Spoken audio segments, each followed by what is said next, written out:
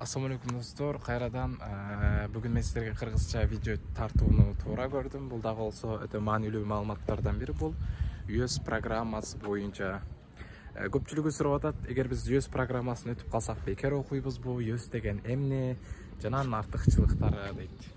Урматтуу достор, билесиздер, чет өлкөдөгү мамлекеттерге окуу үчүн сөзсүз түрдө мамлекет мындайча айтканда мамлекет тааныган экзамен же болбосо анын сынактары болот. Албетте билесиздер, көпчүлүк студенттер сыртта окууну бекер деп таанышат. Ал дагы биз жөн гана бир гана багытты тандайбыз. Ал дагы болсо бул стипендиялык багыт менен окуу. Мындайча айтканда грант менен окууну каалайбыз. Албетте мындай шанстар бар, бирок Түркияда бир гана жападан жалгыз бир программа бар. Бул дагы Түркия стипендиялык программасы. Эгер Түркия бурсалар тууралуу билбегендер болсо, бул жакта мен ссылканы калтырып коем. Ошол видеону көрүп чыгыңыздар. Түркия бурсалары деген эмне? Көпчүлүк студенттердин албетте Түркия стипендиялык программасына бардыгын ала бербейт жана ошонун натыйжасында ойлоп калышат, бир гана жол ушул, муну тапшыра албасак биз окууга өтпөй калабыз. Түркиянын эшиктери жабылат деп. Бул бир. Экинчиси, компаниялардын негизинде компаниялар менен кантип окууга келсе болот. Көпчүлүк достор дагы учурда азыр компанияларга тапшырып, акчасын берип, анан окууга келип жатат. Бул компания деген эмне? Бул сиздерге чакыруу баракчасын, мындайча айтканда университетке кабылдоо баракчасын сиздерге сатып алып берет. Албетте билесиздер, ал арзан эмес. Ар кайсы университеттин факультеттерине же болбосо ошолоруна байланыштуу. Мен келип токтолуп айтайын деген себеби бул US программасы деген эмне? US бул ябанчы өрөнчү сынабы деп коет. Мындайча айтканда студенттерге, сырттан келген студенттерге, чет элдик студенттерге бул атайын сынак. Түркия мамлекети. Бул сынакка сиздер кантип киресиздер, ал тууралуу дагы азыр айта кетейин. Бул сынак уже азыр жарыяланды. Кабылдоо онлайн болуп атат. Эгер катышам дегендер болсо, анын ссылкасын да бул жака калтырып коем. Ал жака мындайча айтканда заявление берип, даярдана бериңиздер.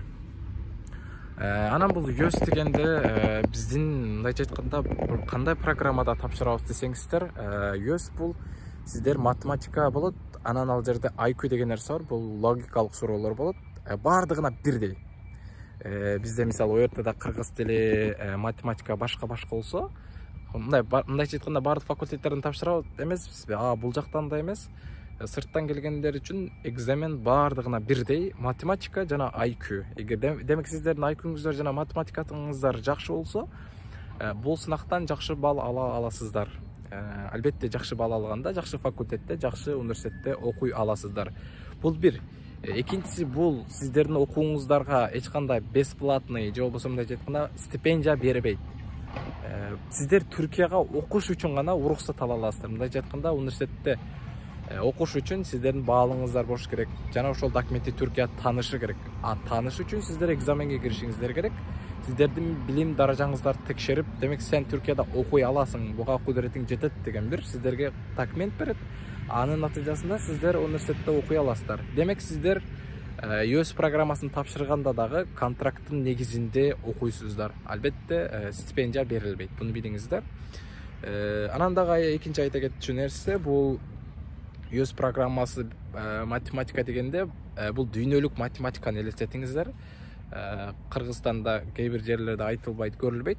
Башка сайттардан, башка тилдерден US'кө кантип даярданабыз, what about you US деп жазсаңыздар, англисче, орусча, түркчө, албетте кандай өрнөктөр бар экендигин чыгарышат. Мен дагы берсе убактым болсо сиздерге өрнөктөрдөн бөлүшкөнгө аракет кылам. Өзүм да окуганыма байланыштуу сиздерге көп дагы видеого тартып эме кылганга бир аз убакыт болбой атат. Ошого анча-мынча монтажда мындай эле жүктөп койсом, кечирим сурайм. Албетте өзүңүздөргө маанилүү жерлерин алып көрсөңүздөр болот. Анан туугандар, айтайын дегеним, Түркияда окуганга келгенде сөзсүз түрдө бул US'ти тапшырып көрүңүздөр. Өтсөңүздөр жакшы университеттерге аласыздар. Мисалы сиздер тып, мындайча айтканда медицина окуйм десеңиздер, эң аз дегенде 95 балл алышыңыздар керек. Мындайча айтканда 95 упай алышыңыздар керек. Эгер аз балл алсаңыздар жаманыраак университеттерге плюс жакшы эмес факультеттерге тапшырып каласыздар. Бул биринчиден. Анан дагы Түркияда окуу боюнча көптөгөн видеолор чыгарып атабыз. ЮЭС тууралуу дагы ушул болду. Анан ЮЭС тууралуу көп суроолор берет. Анан дагы бир суроо, ОРТ Түркияда кабылданабы? ОРТнын бир өзгөчөсү барбы? Анткени көпчүлүгүбүз ОРТдан өтпөй калган студенттер кайрылат. ОРТнын бир өзгөчөлүгү барбы? Урматтуу достор, ОРТнын баалын бир гана Кыргызстан тааныйт. Анткени Кыргызстандын экзамени, кыргыз тили экзамени башка өлкөлөр тааныбайбы билбейм, бирок Түркия тааныбайт. Муну ачык айткан айта кетейин. Түркия өзүнүн гана экзамендерин тааныйт. Даже кээ бир университеттер бар, Түркиянын мындайча айтканда экзаменин тааныбай, өзү гана экзамен жарыялайт да. Акыркы учурда бардык экзамендер биригип мамлекет тарабынан уюштурулуп калды. Бирок эскиден мындайча айтканда мурда андай эмес болчу. Мурда болсо бардык университеттер өзүнүн гана экзаменин кылат болчу да. Азыр болсо бардыгы бир болуп калды. Ошондуктан ОРТдан аз балл алып калсаңар, даже өтпөй калсаңар дагы ага эч кандай кайгыруунун кажети жок.